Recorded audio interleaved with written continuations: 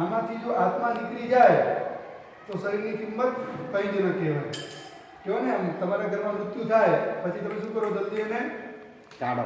કાઢો ને કાઢો, જાણે જન્મ્યો જ નહોતો. જલ્દી કાઢો. ગમે એટલો તમને પ્રેમ હોય, ભક્તિ હોય, લાડક વાયો હોય, પરંતુ એમાંથી આત્મા નીકળી જાય, આત્મા ચાલ્યો જાય પછી એની કંઈ કિંમત રહેતી નથી. એટલે આત્માની કિંમત વધારે છે. શરીર તો આ પૂતગલથી બનેલું છે. તમે લોકો ઉલટું કરો છો. તમે લોકો છો ને બારદાનની કિંમત વધારે કરો. માલ ની હોય ને, માલ ઉપર એનો બરાબર લેબલ બરાબર હોવું જોઈએ, એની પેકિંગ બરાબર હોવી જોઈએ.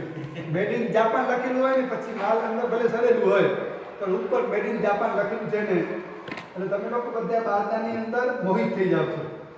વાસ્તવની અંદર માલની કિંમત છે. એ અંદર આત્મા છે, આત્માની કિંમત છે. આત્મા છે તો બધું છે. શરીર ત્યાં સુધી સારું રહે જ્યાં સુધી આત્મા છે. એટલે આપણે આત્માની માવજત વધારે કરવાની, આત્માની વધારે યાદ કરો, આત્માનું ચિંતન કરો, આત્માનું મનન કરો. જેમ તમે નૌકાની માળા બનો છો ને, બાંધી માળા, આખી માળા, બાંધી માળા કહેવાય ને, 108 નૌકા. એમ એક માળા એમ કહું કે હું આત્મા છું, હું આત્મા છું. કારણ કે લગભગ આત્મા ભૂલાઈ ગયો છે. આત્માને તો યાદ આવતું જ નથી. 24 કલાકની અંદર તમે વ્યાખ્યાનમાં આવો તો અમે તમને યાદ કરાવ્યું કે આત્મા છે, આત્માના જે કંઈ વસ્તુ છે ત્યારે તમને લાગે કે આત્મા છે.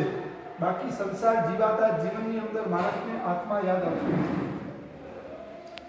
તો હું એ આત્મા છું એ સતત તમેના સંસ્કાર ભરો. કારણ કે પ્રભવની અંદર શરીર સાથે ચાલવાનું નથી, માત્ર આત્મા આવવાનું છે. શરીર તો રાખની ડગલીની અંદર ટ્રાન્સફર થઈ જવાનું છે.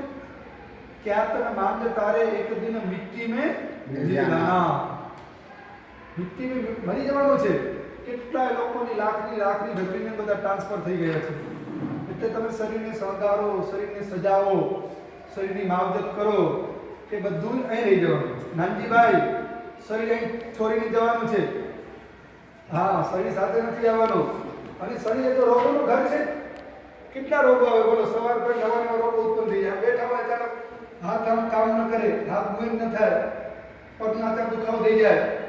વ્યાખ્યાનમાં બરાબર, પણ ઘરે ગયા અચાનક માણસ પેરાલિસિસ થઈ જાય, બોલવામાં તકલીફ થઈ જાય, હાથથી ચાલવામાં તકલીફ જાય, પગથી ચાલવામાં તકલીફ થઈ જાય. એટલે શરીર તો રોગોનું ઘર છે. એક એક રૂવાટાની અંદર 1.5 રોગ સમાયેલા છે. આ તો ભગવાનની કૃપા કહો, શાંતિનાથ દાદાની કૃપા કહો. તમે લાકડિયાવાસીઓ છો, એ શાંતિનાથ દાદા અને આદિશો ભગવાનની કૃપા છે કે તમારા નખમાં આજે રોગ નથી. બાકી વર્તમાન સમયે એ તો